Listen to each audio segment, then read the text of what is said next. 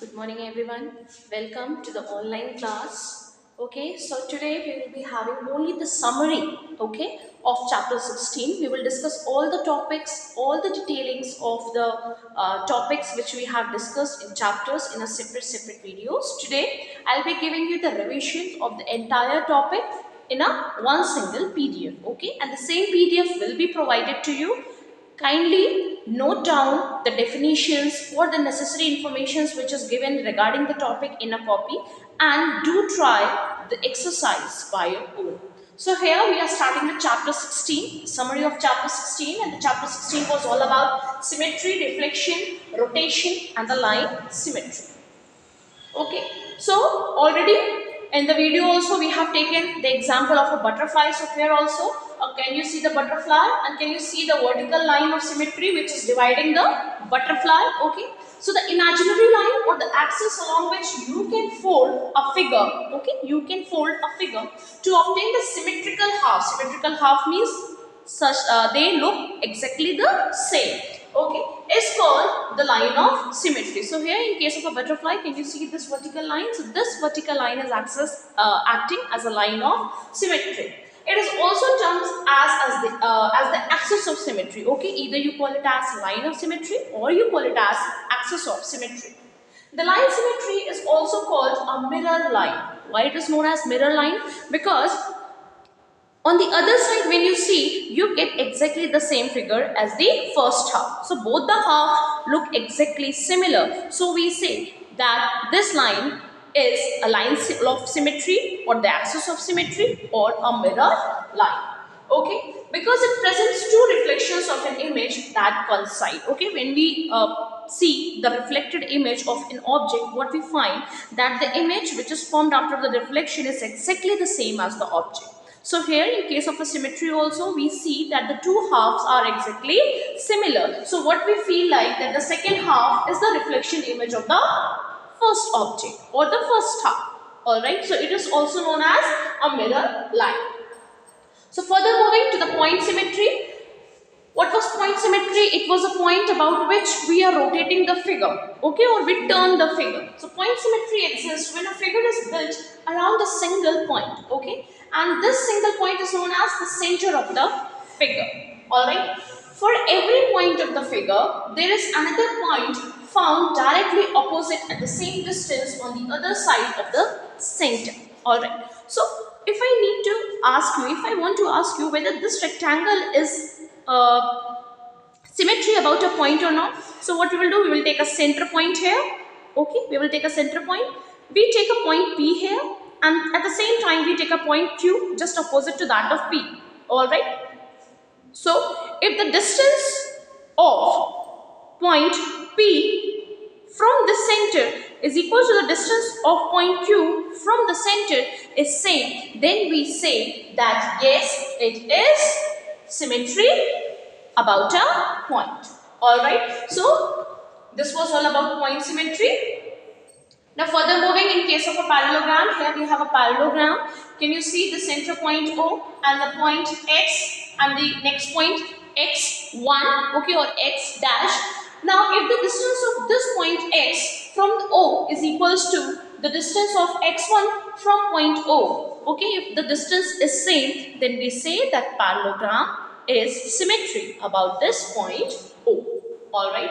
Now the next is reflection. What was reflection symmetry? Reflection symmetry means that the other half or the image which we find after the reflection of an object exactly looks similar to that of the object. So reflection symmetry is a type of symmetry about reflections even if there exists at least one line symmetry such that it divides the figure into two halves, then one half is the mirror image of the other half. Okay, so if I am taking this hand and if I am folding it, it is completely coinciding each other. So can you see the division line between both the hands? It will act as a line of symmetry, as well as if I take the first half as the object, so the other half will act as a mirrored image of the object. So we will say that this other half is the reflection which is obtained from object. Okay. Now we see the image of the object in a plane mirror. Obviously we look our face in the plane mirror and what we find exactly the same. image of our face as we originally have. Okay, there is no change in it. So the distance of the image behind the mirror is same as the distance of the object in front of it. This is one of the property of the image formed by a plane mirror, that the image which is formed behind the plane mirror is exactly at the same distance from the mirror as the object from the mirror. Okay, so the distance will be same. For example, this line is acting as a mirror. So if this is the object, this thumb is the object. So the distance, let us say, from this mirror line to this object, if the distance is x, so the distance of the image, this image object from the same mirror line will be also exactly same. So from the mirror, the distance of the object will be equal to the distance of the image from the mirror. Alright. So from the mirror, the distances will be same. The mirror line is perpendicular to the line joining the object and the image. Yes, we have already discussed this. And the object and the image are inversely congruent. Okay, so they are inversely congruent. And they possess a lateral inversion also. Now, what is lateral inversion? The left side becomes the right side of the image and the right side becomes the left side of the image. So that is lateral inversion.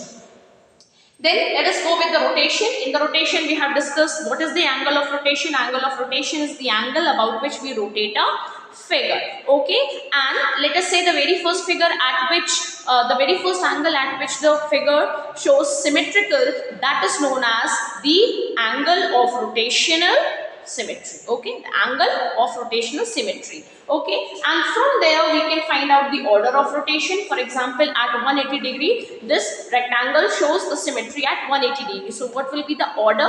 Okay, so the formula for finding out the order of rotational symmetry is 360 degree by 8. That means 360 degree by 8, 180 will give you 2. That means this rectangle will be symmetrical either at 180 degree or at 360 degree. And we already know every figure is symmetrical at 360 degree.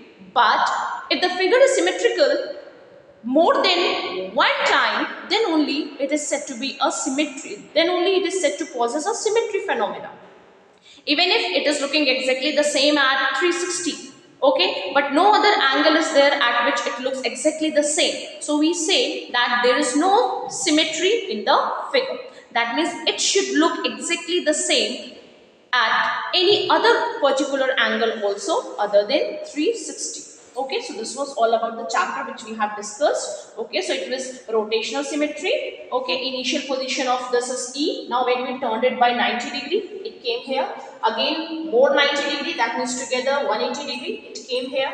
Then again if I turn it by complete 360 degree, if I will turn it by 270, it will be here. Then again 90, that will give you 360, then it will be here. Okay, so can you see when we have rotated it to 360 degree and the initial position, they both are same. So that is what I want to explain you, that whatever is the original position, the figure will look exactly the same when it will be turned at 360.